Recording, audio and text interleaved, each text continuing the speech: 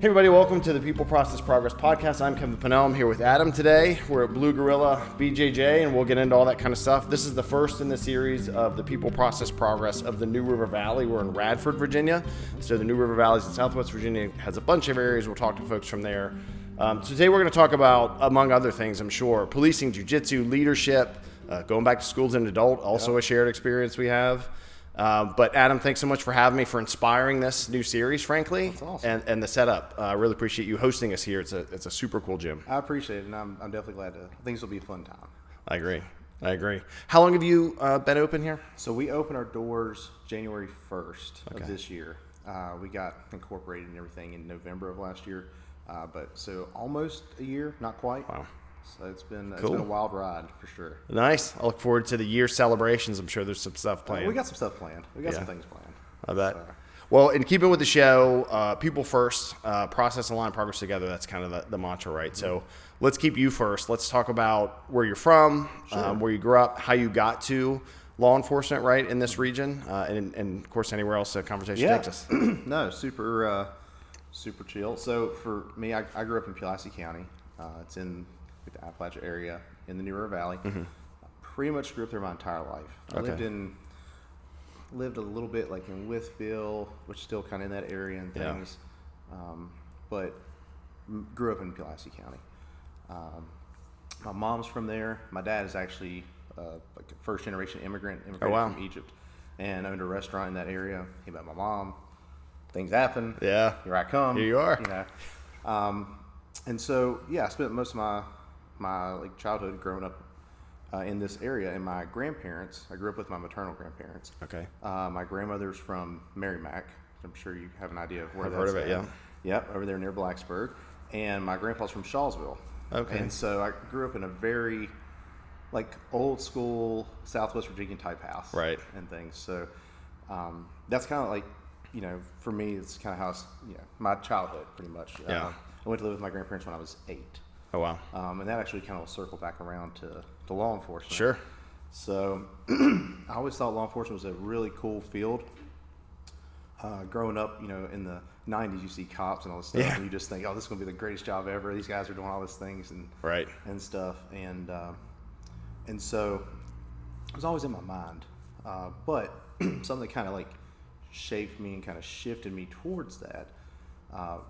The main reason I went to go live with my grandparents is my mom never really had the best taste in men. My dad's already good. He's a good dude. Gotcha. They split up earlier on. We have a good relationship now. But never really had the best taste in guys, and had her own demons and stuff that she was going with. And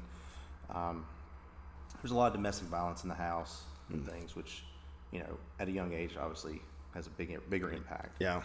And I remember it kind of culminated. I was about 7, 8 years old. We were actually staying in Beaufort, South Carolina, which crazy. I don't even know how they got there, but I remember that's where we were at. And so my mom, who grew up here in Southwest Virginia as can be, speaks like perfect Arabic, like very fluent in it. I don't speak Arabic. I don't understand hardly anything from it. Okay. But my mom did, and so I remember when her and my stepdad would get into arguments, they would always argue in Arabic. And anytime that happened, there was normally something violent coming after that. Wow. And so I remember I was in the living room hearing them, and anybody that's been involved in that type of situation as a kid or as an adult, or even even some of the combat stuff, there's a very distinct sound that's made when flesh hits flesh. Right. 100%. And so I can, I hear that going, and they were like in the laundry room, like adjacent to the kitchen. So I take off running, and I remember I looked over to my right, and my mom was on her knees and just had her hands up like this, crying. And he's like standing there with his hand raised. And this part's always hard for me to kind of go, but I really felt kind of like a coward because I took off running out the house after that. And as I was making my way, I could hear him smack her and her yell and all this stuff. So I go running door to door, yelling for help, wanting to call my pawpaw because my grandpa was my hero and still is. And I ended up going to this officer's house just out of happenstance, just a couple doors down. Yeah. And I'm, banging on the door. And he comes in and I'm like, can you call my pawpaw? And I gave him the number. And he's like, what's going on? He's like, I said, well, my mom and dad are fighting. And so he was like, all right, hold on a second. So he goes and gets his radio and gets his gun and his badge. And he said, well, show me where you live, son. So he takes me over. And this is, I guess, in the early 90s. And things are different now than they were then. Right. My mom comes to the door. I'm like super scared. And he's like, hey, what's going on over here? I got your boy over here saying that y'all are fighting. And he's terrified and all this stuff. And so mom kind of does the traditional, oh, baby, you misunderstood. That's not what happened. Yeah. We didn't, all this stuff, right? And so you don't have a cooperating victim. And, really, it kind of tied his hands a whole lot. And so he really didn't have much choice but to kind of send me back into the house. Yeah. And so I was super scared at that point because I was like, oh, I'm in trouble now. Here it comes, yeah. I'm getting ready to get hit. And it didn't happen, thankfully. And things, then the next following school year, I was, this was in the summertime, a couple months later, I was starting school in Pulaski County. Okay. I didn't find out till years later that officer had actually remembered that number that I gave him. Oh, wow. The number's not even it's 540-674-6958. It's not my grandpa's their number anymore, but that was the house phone number forever. Right. Right. Cell phones kind of replaced all that, but that was like my savior number, right? And that officer ended up taking it out on his own, called my grandpa in Pulaski County. Oh, wow. And said, hey, Officer so-and-so, your grandson came, this is what happened, you need to get him out of this house. Wow. And the next day my grandpa went and filed custody for me. And so really that officer definitely saved my life. I mean, I definitely had issues from that. You can't have that not go. But if I'd stayed there a few more years, who knows where I'd have been. I'd probably been on... What would happen? I was pretty close to being on the other side of the law anyway. So, So one of your earliest interactions with law enforcement was positive, right? Mm-hmm. And that officer went the extra mile to help get you out of that situation. For sure. And, I had a couple other times where I remember this when we were living in Wythe County where they got into it and he tried to run over with his car and all this stuff. And he ended up getting arrested that night. And I remember the deputy coming in and, I don't know. Now that I'm in police work, I get it. But, the victims are always like, you got to be careful. And he was just like, he ain't going to do nothing to me. I promise you that. And, it was just kind of like, okay, he felt safe and seems so brave and stuff. Yeah, for sure. And so fast forward, when I'm 21 years old and I married my high school sweetheart and I had no job. And the plan that I thought was going to happen didn't happen. And I was like, I'm married now. I've got to do something. Right. And I always liked the idea of being a police officer. But I knew they didn't get paid anything. And I was like, well, maybe I'll do that after I make a lot of money. Right. Right. And things, fate has things planned out more than we do. Right. And so one of my friends was actually had got hired on working at a jail. And I was like, man, I don't know if I really want to work at the jail. Like that's a lot. That's not what I see on TV. Right. That's not cops. And stuff. But I needed a job, and he seemed to like it. And he's like, it's a good stepping stone. Yeah. And so I applied, and this is 2010. So the world in law enforcement was a completely different place then. To get hired on was very difficult. It's not like it is now. We can definitely touch on that later. Sure. But it was very difficult. And so fortunately, I had two friends that I knew that were working there, had gotten in because they knew people. They were related to people. And networking makes a difference. 100%. And so I otherwise wouldn't have gotten hired, but ended up getting hired because of that. And so once you're in, you're kind of in and you start building your reputation and things and go from there.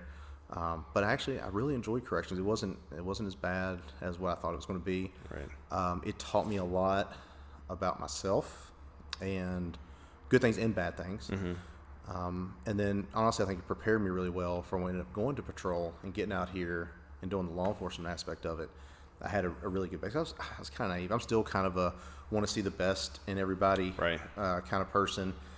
Even though I know better from years, but I still want to do that and things. So it kind of helped me be exposed a little bit more to that and just kind of see what what some of humanity's capable of in those settings. Did that feeling when you were younger of cowardice, right, running from the problem, which you were little, which clearly I'm sure you've talked about, like it wasn't your fault, right? Yeah. That inspiration when you were in the academy, then when you're head on a swivel in the jail, I imagine, right, where you have to be, and then on the street. So really, I mean, I really liked working in the jail. Okay. I didn't hate it.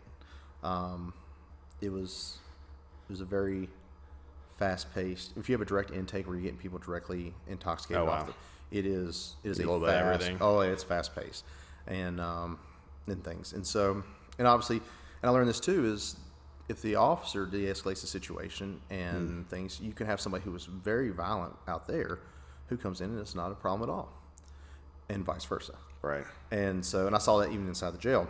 Okay. And it's because people aren't trained in tactical communication, at least not then, and things and stuff. But I really enjoyed it, and I really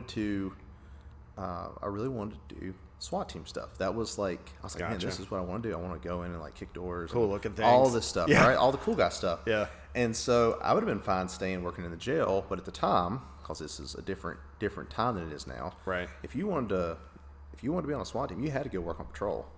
And earn your way there. Yeah, and on that time, you had to like live in that jurisdiction. Okay. Well, now it's a lot, like I said, it's now it's like, do you really have a pulse and can you pass a background check? Is that just because they're hurting for people? Mm-hmm. Yeah. Yeah, really bad. And the view, I imagine, between 2010 and now of law enforcement has gone like it's completely different, up and down. It's so wild. But yeah, so anyway, I looked around for the most active SWAT team that I could find, and that was Town of Pulaski Police Department. And I was like, well, that's where I'm from. I know people there. And I ended up applying, getting hired, and that's kind of all she wrote with that. I mean, I went in and didn't look back, and I really enjoyed being out there on scene, being able to really feel like I was trying to make a difference. Right. And stuff. And it was action-packed and fun stuff, too. It was a lot more to it mentally. Right. As far as, like, knowing search and seizure stuff, knowing the correct policies, procedures, the criminal law, all these things. Making sure you're in tune with all aspects of constitutional law, not just Fourth Amendment. It was a lot to it. If you want to do the job right, it's a lot to it. Right. It's simple but not easy, if that makes sense. Yeah. So, but yeah, so I did that, and that was, oh my gosh, over a decade ago. So, what was the prominent thing that you would respond to or be called out for as SWAT? Like a lot of domestic, is there a lot of like drugs? Drug warrants. Yeah. I've been called out on like some hostage type situations and things. Right. Barricade subjects, that's like your bread and butter. Like you have somebody that's wanted and they hold up in a place, or even the hostage situation was a barricaded situation. Right. Right. And so that's kind of your biggest thing. Every now and then you'll get the high risk warrants where this. Again, it's changed so much. Yeah. But you'll get the higher risk warrants where you're making entry and going things, and you're doing dynamic entry and things. Okay. That's not really the procedure really anywhere anymore. Wow. Times have changed a lot. And tactics always evolve.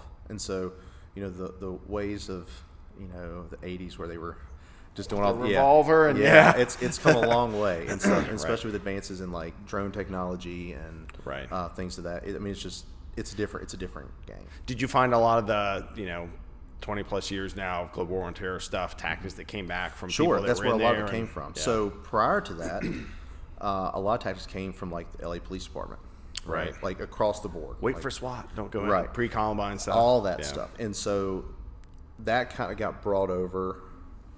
I guess into the conflicts, but the other part of it is it's a different type of game that you're dealing with, right? When you're talking about fighting somebody overseas, and so hard lessons are learned, right? And we try to make or identify the problems, the failure points, and then make sure we're not making those again. And how can we remedy that? Right. And so then now that shift has come back over to law enforcement. So now you're leading more. We're learning more from like. Like when I went through advanced SWAT school, we had a guy that just got out of the SEAL teams, and he came and did our tactics. That that was never a thing that would have happened before, right? And so as those things kind of like simmer down and things, you'll have more situations where it may go back the other way. Gotcha. But yeah, no, it helped. Like I remember going through like threshold assessment. Really kind of started. It seems like over. You're looking for wires in other situations where doors could be, wired for explosives. Well, that's normally not something we deal with in law enforcement. It happens, outliers usually, but it's normally not it, right? And so, this kind of situation and how it goes. And when I started, we ran a shield and we were dynamic and we went in and you just dumped in and it was like overwhelming amount of violence of action to try to keep people from it being a situation. The idea wasn't go in there and rush to your death. It was go in there and overwhelm people so that they don't want to fight you. Gotcha. Your tactics are good. Right. Now we've switched a little bit more to kind of an officer safety perspective. Right. What is safer and doing things from like the threshold and assessing those situations, limited penetration, and thinking and realizing, in the law enforcement side, most of the time's on our side. Right. Like that person's not leaving the house. That's it. And we can deploy gas munitions and all this other stuff to make them come down to ground that we own. And so there's been an involvement that I've seen personally from there that's made us overall safer. Right. Of course, there's also political things that go into things of, well, we're not doing this now. We're not doing this now. We're worried about this, so we're not going to use you guys for this. That kind of stuff that's just part and parcel. Stuff you got to deal with. That's what we got to deal with. But it's definitely changed a lot. Talk about de-escalation. So I was fortunate I got to be an EMS captain in the Richmond area. And we did crisis intervention training, right? The 4 plays, which is awesome. Like I used it. One of the people on my crew said something to somebody and we're like, not the place you talk crap. Right. And I was like, sir, I'm Kevin. Like my name, your name, this and that. Yeah. And you're like, holy crap! Like that worked. It chilled them out. Now it's not gonna work all the time, obviously. Yeah. That and we mentioned, lessons learned, tactical combat casualty care, or now TECC. But doing that, making that be just because I was a corpsman in like the 90s and 2000s, like before the GWAT. And so it was like, no tourniquet, don't do it. And of course now it's like right away, get it on, do it. And that kind of we're filling them now. Yeah, I remember when I first started, I had it was like the SWAT T tourniquets, like the rubber. Oh yeah. You just went, very, very small profile, very just wrap it as tight as you can and whatever, and hope for the best, right? We weren't carrying cats or any of that stuff. So I remember them being like, "Man, this ain't Iraq. Put that stuff away. put it in your go bag." And now we have them mounted on our vests or our gun belts or whatever. And they even have now, a lot of guys are running thigh holsters that already have one integrated, so you just ratchet it down, so you don't even have to worry about it. It's really neat. That's amazing. I think Alien Gear makes it. Oh wow! But yeah, and so it's a completely. I mean, I started when we still wore polyesters, shiny boots. Everything was dressy and stuff. And I'm still an old school. Like that's in my heart is where I'm at. To now where people are wearing outer carriers and tennis shoes, and it's a completely different thing. Also, we weren't allowed beards. That was another thing. Like I was like, my beard was going to be my retirement plan. Got to be shaving all the time. Yeah, and now they're letting us have beards and things, and so there's a lot of maybe improvements and innovations have gone there. Maturity. And there's some sadness in losing some of the old ways. Yeah. We see very official looking, like wow, they're sharp. We see that in jiu-jitsu and stuff too. Like you see it everywhere. But some of the old school ways are just they're not there anymore. So speaking of jiu-jitsu, so you mentioned, and so we're familiar with jiu-jitsu. We met training at the flagship at Team Mannon's place, which was great. But I also know that some of the stuff we know how to do to the average Joe looks horrible. Yeah. But it's actually not that bad, and that's affected law enforcement, right? Like yes. Chokes so they don't fight, holding someone, they're like, you don't do that, right? Because of stuff that's happened. Sure. There's a huge shift. Yeah. And so at what point in your law enforcement career did you get into jiu-jitsu? And you've been training over a decade, not quite right. So, and were you prompted by another law enforcement officer that says, hey, you should do this? Because as we both agree, and I'm sure you emphasize, like law enforcement should study grappling, yes. And just and you know better than me for sure. Yeah. But what got you to the mats though? So, two parts of that. One, when I started, we were still doing, like when I went in the academy, we were doing this 5-block kata thing. Where, so we had, and 90s martial arts stuff. Yeah, but jiu-jitsu had started to get integrated. Some of the people in the Roanoke Valley, because that's where most of the local training academies are, they kind of understood that and knew. Gotcha. They weren't really great at it, but they knew there was something there, right? They kind of They let go of their other stuff. Yeah. But we're going to add this in. And Nice. so that part was good. Okay. I got into it after I got on the SWAT team at Pulaski. And so you were in it for a little bit before you got it. Yeah. Yep. Okay. I'd been involved in an officer-involved shooting right before that, like maybe 3, 4, 5 months from there, which I figured out later. The timing, Jiu Jitsu definitely helped me with that kind of stuff. But my thought at the time was, all right, I'm on the SWAT team. I want to be the absolute best SWAT operator I can be. Right. So I'd spent a lot of time working on proficiency with firearms and things, and I wanted to make sure that I was up to date on that. But also, there's other sides to that. You not just shooting everybody. And the reality is, a lot of people will go their whole careers and never discharge their firearm, other than maybe like shooting a deer down, right? Or something like that's been hit. Like it's not in a combat situation. Gotcha. That's the overwhelming majority still, Which is good. It is good. Yeah. It is good. That's definitely what you want. Yeah. I think the days of officers never drawing their firearm has gone pretty much away, but actually discharging it is not. It's still not the most right. Very, very small percentage of your departments have officers that have been involved in these things. Yeah. You're more likely to put hands on somebody. That's like depending on where you work. Sometimes that's a daily regular occurrence. thing. Yeah. Right. And so, if you're competent with that and proficient with it, then it gives you just so many other benefits: control, time to make decisions, tactical concern, all this stuff. Right. But I knew there was a hole in my game. I'd wrestled in school, and I really wasn't a good wrestler. Had a lot of mad anxiety and things, and I knew it was something that I needed to get better at. If I was going to be the pinnacle SWAT guy, it's one of the things I needed to do. It'd be empty hands. And so, if you're in the New River Valley, especially 10 years ago, Team Manson. One place. I mean, that's where you go. Right. Do you want to get good at jiu-jitsu? Right. Like that's where you went. Right. And things. And so I was really fortunate. Nice. Professor Mannon was very generous with me and working with me. I mean, I was working at the police department getting ready as a supervisor, making $32,000 a year. Wow. I was like, how you gonna afford? Yeah. Yeah, and stuff. And so, a lot of times, I lived in Pulaski, so it was like a 45-minute drive. Yeah. One way to get there. And so he was like, hey, man, if you just need to come in and you're late, I get it. Work, it's no big deal. It's not disrespectful if it's work-related.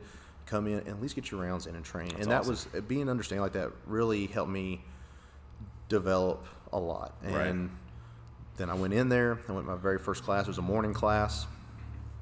And the black belt that was teaching was like, all right, here's your waiver. Pretty much, here you go. Yeah. It's the old Jump ways. in. It's the old ways, right? Yeah. And so I go in, and give you an idea, Brant was still a blue belt. Wow. Yeah. Brant's one of our black belts. Yeah. Been around for a while. He was just as not physically imposing then as he is now. Yeah. And man, he worked me. He worked me, especially having no idea. He worked me. Yeah. And then there was this girl. She was maybe 135 pounds, maybe. She probably was less than that. And she was a blue belt. And she got on my back. And at the time, I was like really big into like lift power. I wanted to be the big, strong dude and stuff. And I was way bigger and stronger at that point probably than I'd ever been in my entire life. Yeah. And man, I couldn't do anything. And Wow. she choked me, and I was like, what in the how? world? Yeah. And I just remember thinking, I said, if this little girl can do this, if I learn this, it's going to be a different thing. Right. And I was hooked, and I just want to go back and keep going and things. And Which is the thing, you mentioned being hooked, and I would imagine a large percent of people that stick with it more than a year, 2 years, longer for sure, have a similar story. Yeah. I have this idea about myself. Oh my God, this idea about myself is shattered. Yeah. Because I had similar, I started in Richmond for maybe a year, and then same thing. I was like, this is in Blacksburg? Yeah. Holy crap. Yeah. Henzo Gracie, what? Right from Henzo Gracie to there, I was like, oh my God. And then, there was, I'm a morning class guy, and there was, this tall, thin guy. Same thing. I lift weights. I'm like, sweet. Yeah. Worked. I got calf sliced so many times, and I was like, oh my, how does that keep happening? Because they're like, just try and get around my legs, and you're like, no problem, dude. Yeah. and it doesn't happen. No, for sure. And, and that, you kind of touched on it too. I just remember thinking, I grew up in Pulaski County. When I was a young kid with my mom, I grew up in like Section 8 housing, and like I wasn't well off, and just, you know, when you grow up, and maybe it's the same everywhere, but sometimes you grow up and you're like, man, there's just nothing to do around here, and all this place sucks and all this. Yeah. You know, and then as you grow up, I think you get a better perspective. But like with Tim's place, I didn't realize how good the jiu-jitsu. Like, I knew it was better around here, right? You know, but I was like, well, just because it's super awesome here, doesn't mean it's going to be awesome anywhere else, right? And then I go other places, and I'm like, yeah, it's pretty good. Yeah. You know, and it's just shocking because Tim's a Pulaski County guy too, right? And it's just kind of one of those things, man. It's kind of cool to see somebody from there to New York, from there, to be able to bring something at that level to this area. It's you know, right. if you're a black belt in the New River Valley, even like the Roanoke Valley, true. Yeah. Tim has touched you at some point, right? In some way, yeah. And that's just something that it's cool. It's right. cool to see that, you know, somebody came from the area and place that I came from was able to do all that, and stuff, and make such a big impact on people's lives. It's cool you mentioned that, because for this series, I know other people in businesses, but like half of the episodes are all going to be in dojos, like spawning from, right, you know, Team Mannon and then Blue Gorilla, you know, down in Galax and up in Roanoke and you know, out in Pulaski. And so it is cool to see and have that exposure to all those different people. And you mentioned driving from here to there. People come from, you know, people drive 45 minutes an hour, like 3 times a week, every day. And I'm like, I live like 10 minutes from there, so I'm like, man, that's so far, you know, so spoiled. Yeah. But yeah, it's amazing to have that, and then to, like, for you to develop it and then stick with it. And you've been training how long? A little over 10 years. I just hit my 10-year mark this year. And you've been a black belt for how long? Almost 2 years now. Almost 2 years. Yeah. And so we talked about, well, I guess one, looking back, do you have memories of, because jail time, I would imagine, well, when you worked in the jail, the goal is still probably not to go hands-on all the time, right? With all that. But you know what? That's where I learned the most. So you'll go hands-on with people more consistently in the jail than on the street. Patrol. Yeah. Gotcha. Which is shocking because they're already caught. Right. Right. You'll have more people that will actually want to, like, hurt you. Right. Things. That's do you look back and go, oh, if I would have known this would have been easier, better, I think of different? a couple situations where it would have made all the difference in the world. Right. Like, all the difference in the world. Right. But really, in that environment is really where I learned how to talk to people. You know, sometimes there's this old mentality that if you're a nice guy, if you're really nice to people, you're weak. Right. And so, you know, the old school ways, you don't do that. Like, the old school ways, you know, you're clean shaven, you don't smile, everything's direct. You know, all this, you know, very sir, man, paramilitary looking. Yeah. Instead of just being a person. And so, I had one incident in particular. I was so mad because this guy was just giving me up the road, and I could not get him, like, could not reason with him, anything like that. Oh, man. And so I was like, all right, everybody locked down. What's happening? And the next shift lieutenant came on, and we went in there, and I'm prepared. Like, I'm like, we're snatching this. He gone out of the cell. It's happening. It's happening. He already said, y'all go ahead and get every officer in Christiansburg up here. You're going to take all you to get me out. And I'm like, still going to take one. And right. I went in there, and this guy came in. He passed away a couple years ago, Larry Akers. He was a great guy. He came in, and he sat down on the bed next to the guy, which safety-wise wasn't the smartest thing. However, there was 8 of us there. Yeah. And he just talked to him. And that guy completely changed his demeanor. Right. Pissed me off. However, you were ready to roll. After I left, I thought about it. I was like, man, making somebody do something physically is easy. Working on their mind's a lot harder. And he was just naturally good at it. He just naturally been in jail. He just naturally he wasn't no one said he was a soft guy or anything like that. Yeah. He just knew how to talk to people. That's huge. And I was like, I've got to learn how to do that. Yeah. And so I got the verbal judo book by Dr. George Thompson. Oh, cool. And that's worth its weight in gold. It should be mandatory reading for every police officer, period. That's a good point.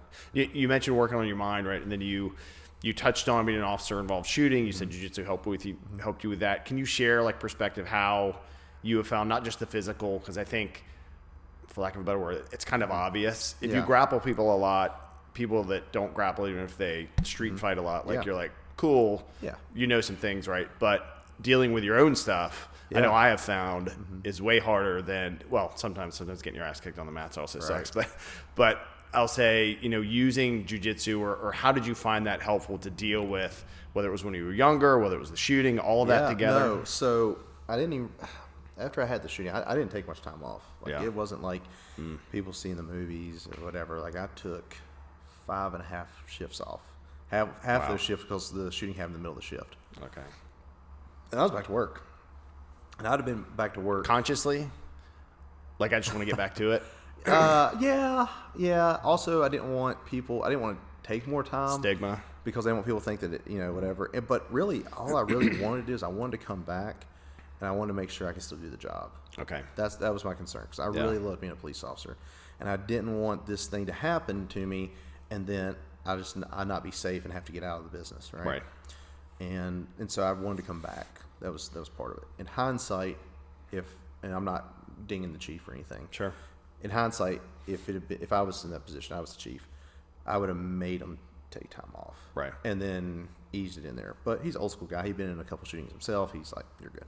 Right. And, and also a different time now than it was when that happened. And it's right? a different. Again, it was a different thing. This happened like right after the the stuff in Ferguson with Michael Brown. Oh wow. And the officer there. Yeah. So I was.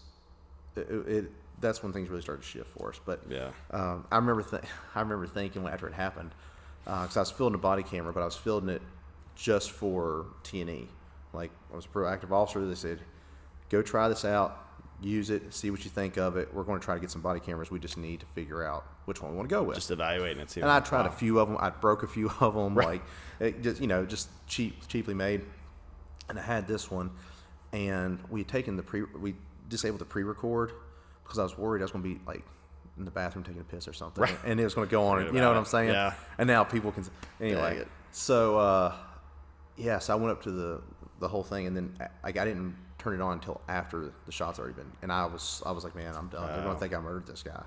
That's all I kept thinking. Oh, it was off. Yeah. And why was it off? Yeah. Like they're going, and it obviously didn't work out that way. And, people in the community. So it's important to have good buy-in in the community. Stood behind me and things and stuff and stuff. But yeah, so I went back to work and didn't give me enough time to really process everything. I just kind of put it on the back burner, which I've been good at doing my whole life. Just put it in the back burner and keep going.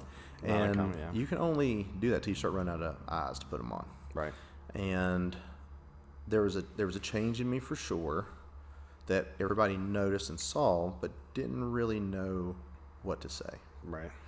And the ones that had been in situations, either in overseas or here, was like, that's normal. Yeah, he's a little normal for when that happens. He's a little more angry. Yeah, that's normal. I'm glad he's not such a nice guy anymore. Gotcha. That kind of stuff. It wasn't like people just. And some people knew, like my wife, but she didn't know what to say. Yeah, right. Yep. And so just out of happenstance, I started training Jiu Jitsu, and looking back at it with hindsight, it absolutely saved my life, my marriage, my career, everything. Yeah. Because it was making me feel better when I went there and giving me some outlet and helping me kind of deal with these things indirectly. I'd still have to go back and face them head on, but it definitely kept me afloat. Right.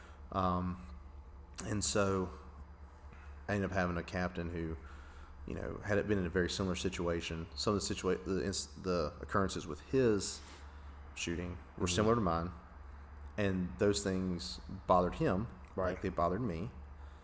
And him saying that, I remember, I'll never forget, we were in the squad room, and I had to hold back tears. I was like, man, if somebody gets me, like I'm not crazy. This is a totally normal thing, and it's okay. He's the second in command. He's telling me this, and he's had a career and things. It's not like my career's over if I talk about this. Right. And they got me set up to go talk to a lady. She was very nice. Mm-hmm. She was absolutely not equipped to handle what I was telling her. Right.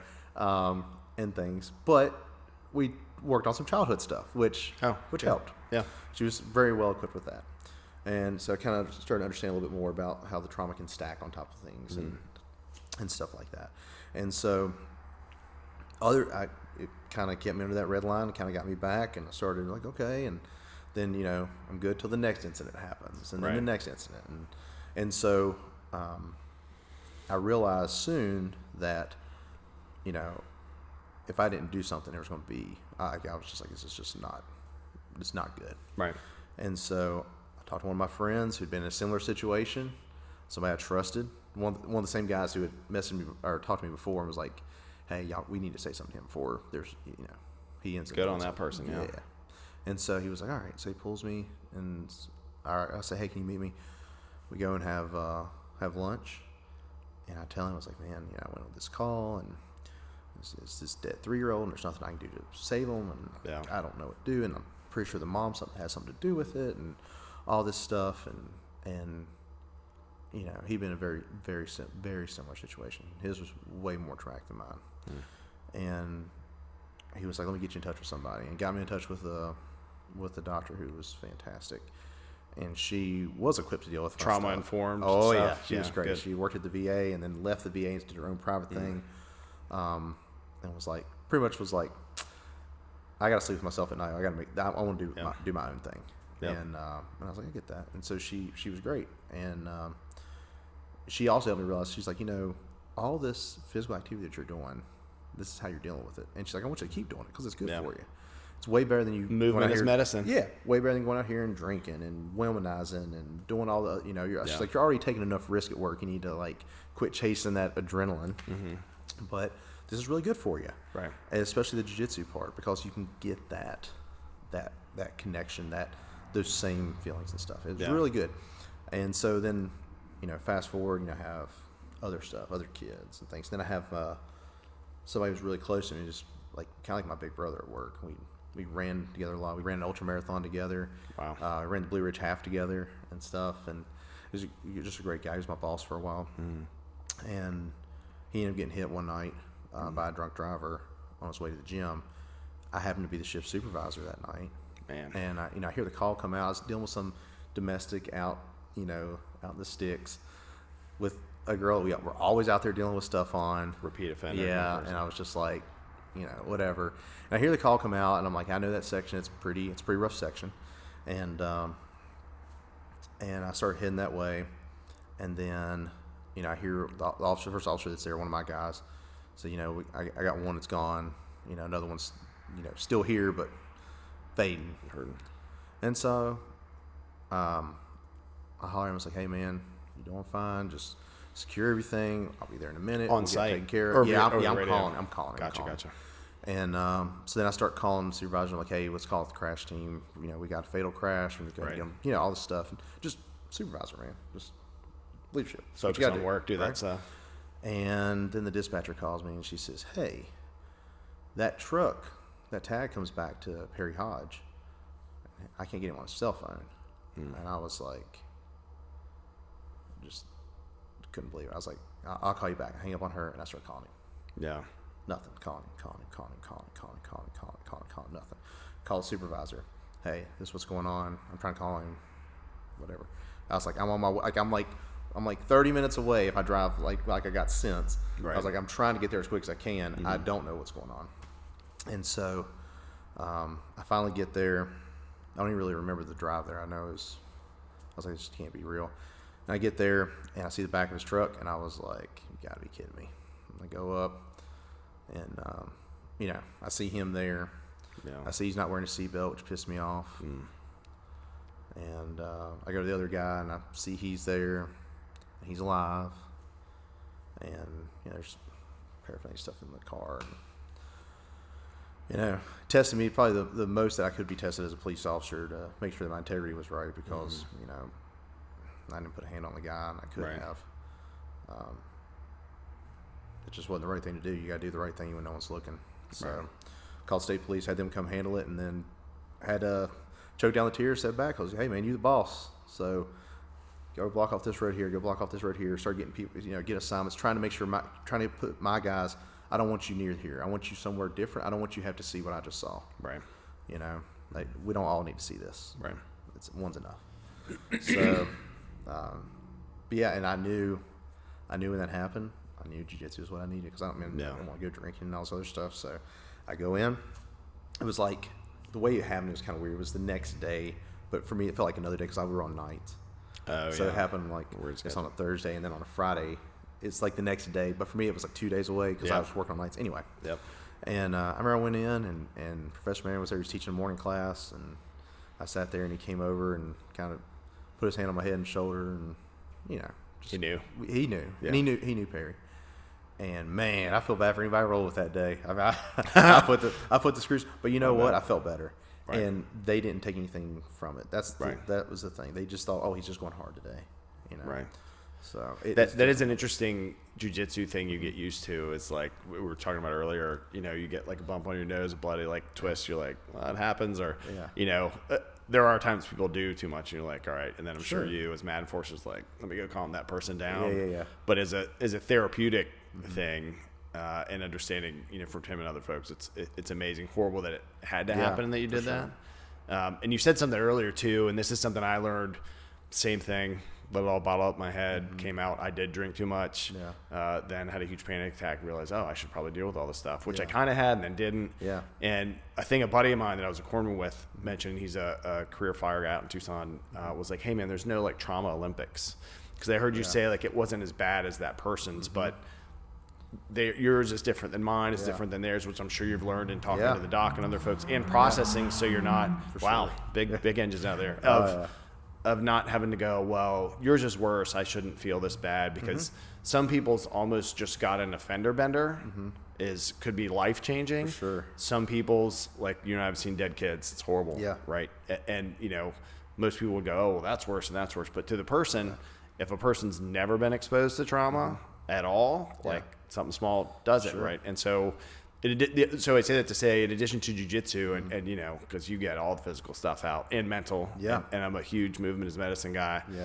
What are other tools that you learned that can help other folks that have or are dealing with similar situations now? So man, jiu-jitsu really is the best. It's just so much better than everything else. And in part of, you know, I lifted weights and I ran. I enjoyed running, kind of getting out and things, and kind of keeping me alone with my thoughts to kind of process things. All that was fine.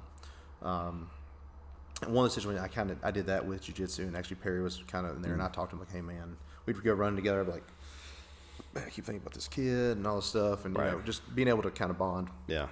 But man, it's just when you can take that aggression stuff out on another person. It's just so much different. It sounds horrible, but you gotta be trained to understand it. It does, and it's one of those things that like no one gets their feelings hurt about it. We're just here to train and things, and you know, you can go push the weights a certain amount, but they're not pushing back. Yeah, it's different. You know, and stuff, and everyone's got their you know, their own bouts they're fighting and stuff. But really, jiu-jitsu has been the biggest thing. The other thing, from the law enforcement perspective, is I think we're starting to get there, but we still haven't fully removed the stigma that if you talk to somebody, you're weak or you're going to lose your job. That was a concern of mine too. I was like, man, if I tell people what I'm thinking, they're going to be like, this dude's crazy, and they're going to take my badge from me, and I don't know what else I'm going to do besides being a cop. At that time, that was all I had. Like, I had my wife, obviously, but like that's.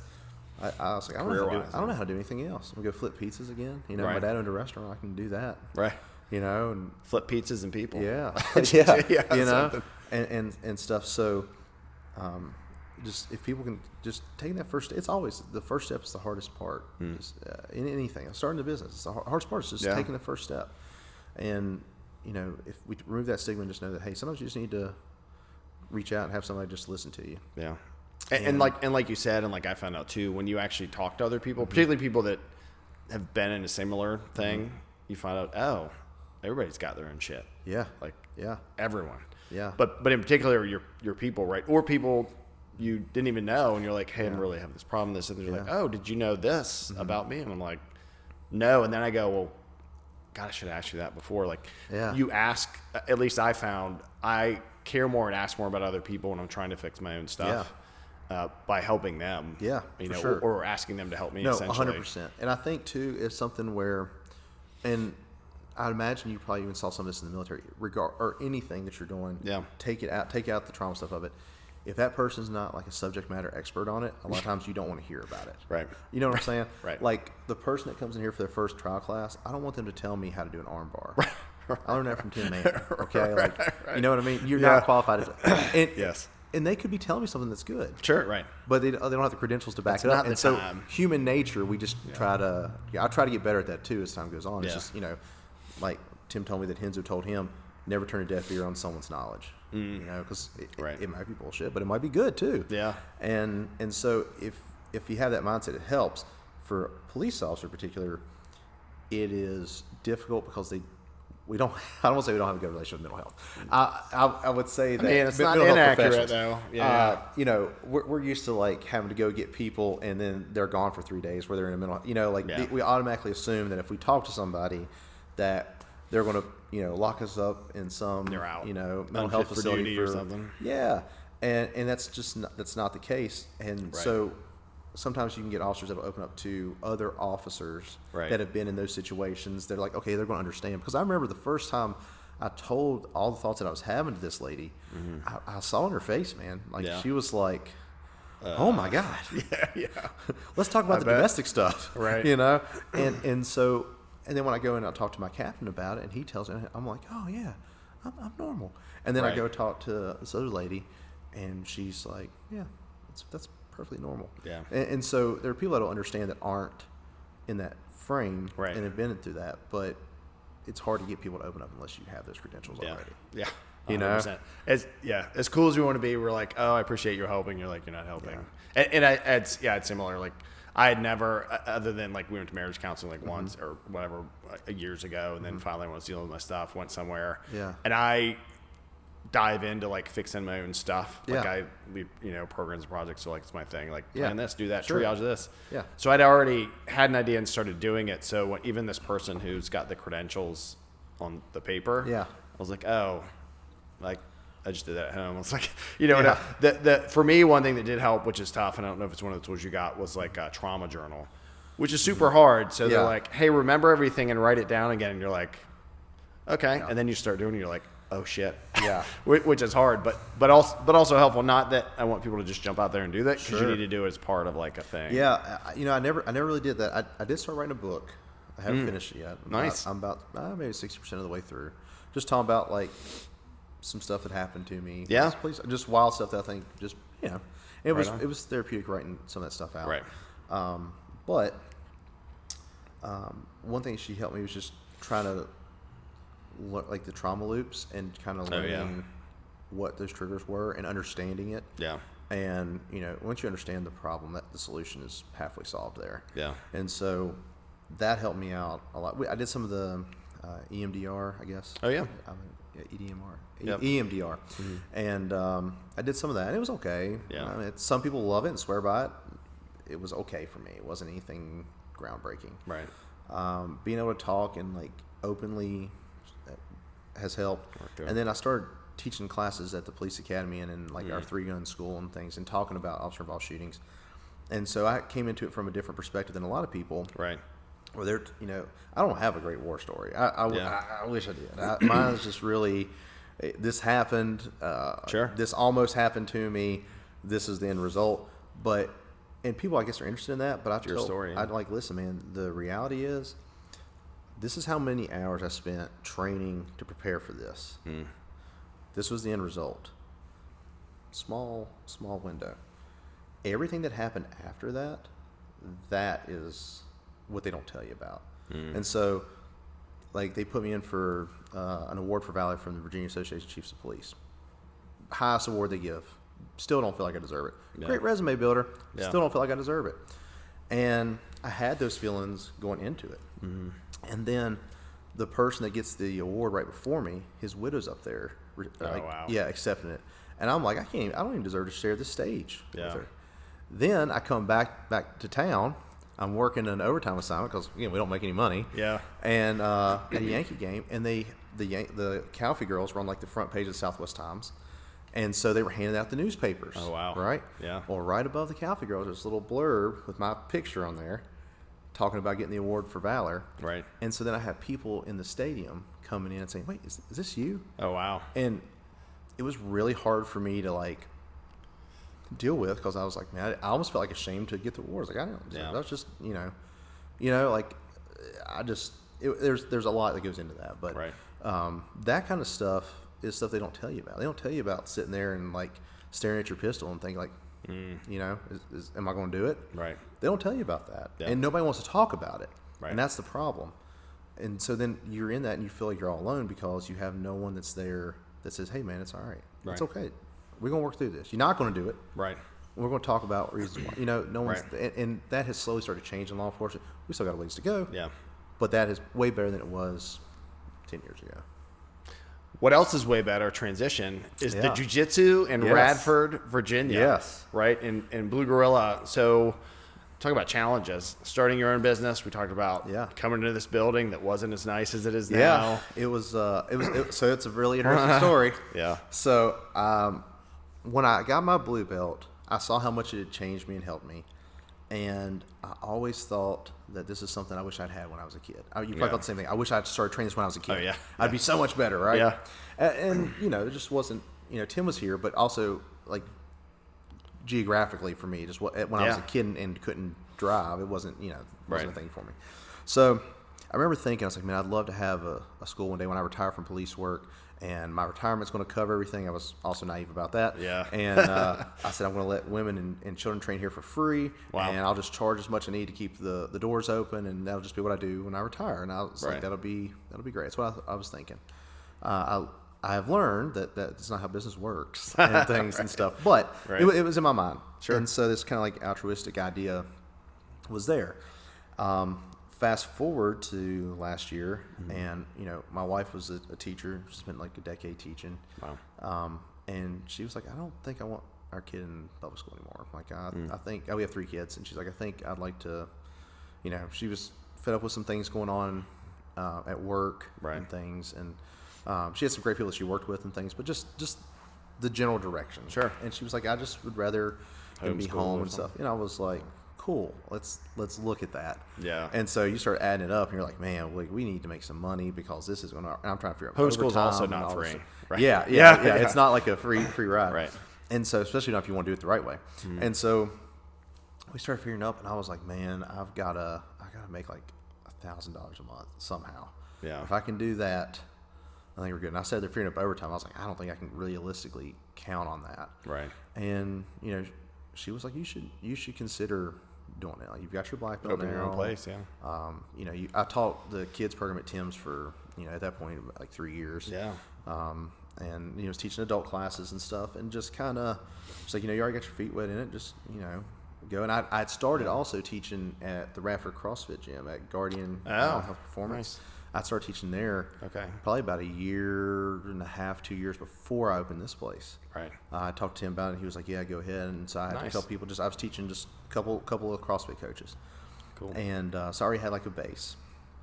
And so I was like, all right. So I was like, all right, we're all in. Yeah. And we go in. Talked to him about it. He's like, yeah. He's like, I'll support you any way I can. I want you to be successful. Nice. He was great. He was great. And so I was like, all right. So I went in, and I was like, all right, we're gonna get the LLC. Let's do this. We're gonna sell our house. And we're going to move, and we're going to rent somewhere for a year. Oh yeah, it was a burn the boats moment, and that's exactly how I looked at it. It's like there's no other option. We're burning the boats, and we're going to do this. Yeah. And so we ended up selling the house, getting everything from that, and I put a deposit on a place down, like just 3 or 4 places down the road, because really I was just like, I'll just try to model myself the way that Tim has done his. Already started up, yeah. Yeah, like Team Mannon's all I know. That's just what And so. It's be a college town, all this stuff. So we go in, and I go, and they text me like a couple weeks before we're getting ready to open. And they're like, it's not going to be ready in time. And people had already I already started social Signed media, up did a website. I had people prepaid for memberships and stuff. Oh, wow. And so my reputation is very important to me. Right. It shouldn't be, because the reality is, the only thing that really matters is what your kids and your family think of you, right? Yeah. But it being, it does though. All this time in public service, my word means something to me. Sure. And if I tell you something, I want you to be able to feel comfortable with it. It's very important to me. Yeah. And I was like, I told people January 1st, we've got to figure something out. And so I ended up reaching out to the people that own this place, Taylor Hollow, and talked to them about some place. There was another place I looked at. They'd already leased it out and all this stuff. And I'm sitting there, and they're like, well, hey, we've got this place. We're getting ready to buy it. It would fit, but it's not going to be ready for 3-4 months. And I was like, that doesn't help me. Yeah. And they said, but what we do have is we have a building next door. It's like 6,000 square feet. It's huge. Wow. But the 2 conference rooms in the front, if you want to just put your mask down there until we got stuff done and hold classes there, we'll give you a reduction on the rent and everything, and that way you can start. Nice. I came in. They were super great. We started. We had these mats not even all these mats. We had like maybe 2/3 of these mats. Small space. In 2 different conference rooms. Yeah. And people just started coming in, and we would have classes in these little conference rooms. Wow. And we did that from January until May. And then May, they got everything done here. Right. We moved everything over. Got, did the painting, the floors, hung these up, all that stuff and things. And yeah, didn't look back.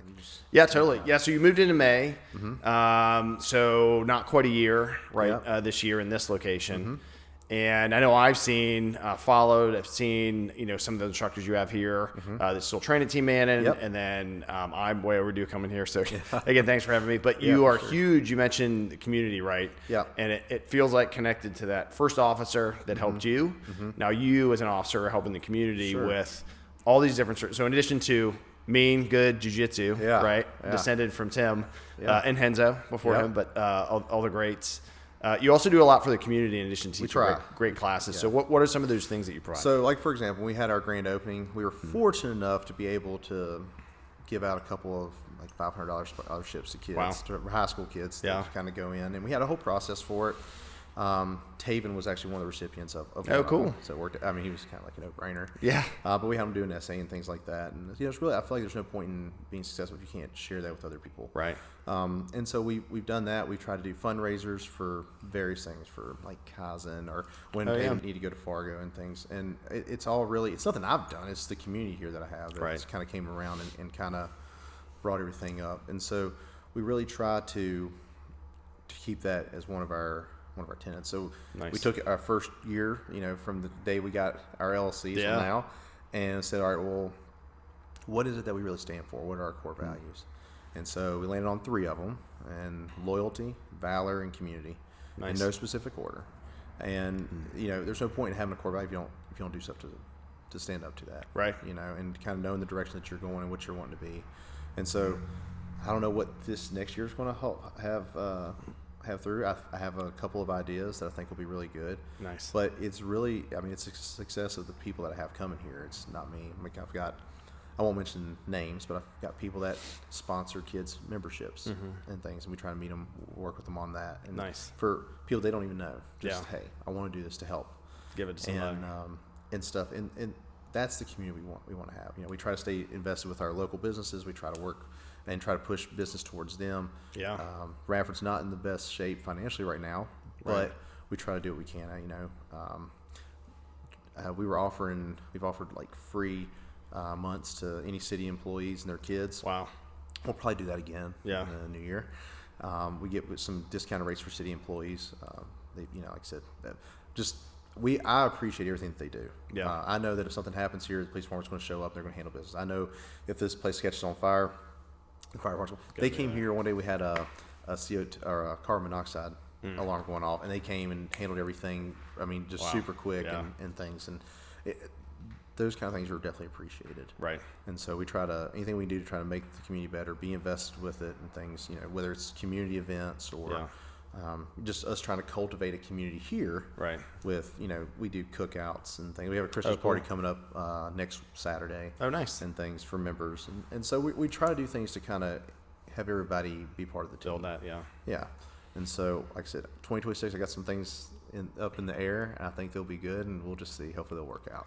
That's cool. What was, from hearing how you grew up, challenges you faced when you were younger, challenges you faced when you're older, right? And policing, and then giving back. And you mentioned it's not you, it's other people, but it takes a leader to bring those people together, which I will say you are, right? I know you've taught my classes. I don't know how angry you were, but smashed me on the mats before. But I'll say, as far as helping, you mentioned Radford, like bring Radford up, bring jiu-jitsu in this area up, bring other people up. It's clear just in talking to you and, social media. So everybody, Blue Gorilla BJJ, it's on Facebook, Instagram, it's everywhere, right? Yeah. And X. YouTube, you have a YouTube channel? We've tossed around. Not yet. We have another idea. Again, it's up in the air. Gotcha. It might be a little bit more community-based. Right. Cool. A little bit more inclusive just for members. Okay. If that makes sense. It does. Awesome.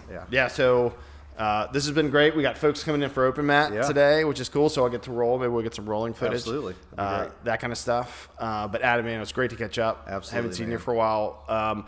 There's questions I ask everybody in this new series, right? It's local regional questions. Sure. So I'm going to try and do this without putting my glasses on. Okay. See how that challenge is. What is your favorite place in the New River Valley to clear your head? Blue Gorilla Brazilian Jiu-Jitsu. Not even a question. I know. Not even a question. I wrote it down, and then when I asked it, I was like, Team Mannon is really good. I like going over there and seeing the people. And it's just timing. You know, we're open 6 days a week. We're probably getting ready to go to 7 days. Yeah. And things. So it's kind of hard. But, doing jiu-jitsu there or here, you know, if you're in Radford, obviously I want to say it's here. That's right. If you're in Blacksburg, it's Team Mannon. And that's not even a question. And that's a good thing. And I mentioned the other locations, which we'll reveal throughout the season. There's more, which is great. But if you're in Radford, come here. What's your favorite local food place after training? Like, you got to get that meal, get the protein, eat whatever. I really like Sharky's. Yeah. I spent a lot of money over there. It's a classic. Really, everything here on Main Street's really good. That's good. Arabica coffee, I go in there. That's where I got this coffee from. Nice. I go in there and get dessert and stuff. My kids love it. Local family-owned business and stuff. Right. I mean, everywhere's great. The Mexican restaurant, everything's great in Radford. Right. Like we that's one thing. The rest of the food here it's pretty good. Good. Yeah. Yeah. Sharky sticks out because we're gonna go there. What is something that people should know about this area that outsiders miss? Right. It's not on all the billboards. It's not in the news. So what I'll say is my sister, my oldest sister, grew up in Greensboro. It's a completely different environment than here, right? And I think it's nothing. This is not a ding on her at all. It's it just prompted me when you said that. People outside may think, they're backwoods or they're closed-minded or you fill in whatever stereotype is there, right? Yep. But man, the people here are so warm. They're friendly. Some people are rough. I'm sure. Right. You go to anywhere, you're going to find that. Right. But really here, the people make the community. Yeah. And you're going to find a lot of really good-hearted people here. And there's really anything that you want is either here or within a really short driving distance. Right. So, it's just a great place. So, I agree. Great people. Nice. Well, thanks for answering the questions, being the first on the People Process Progress of the New River Valley. Last, right? Huh? Being first, you're last. That's right. That's right. I really appreciate it, man. It's good to see Absolutely. you. Hope the holiday's not bad, but see you all next time.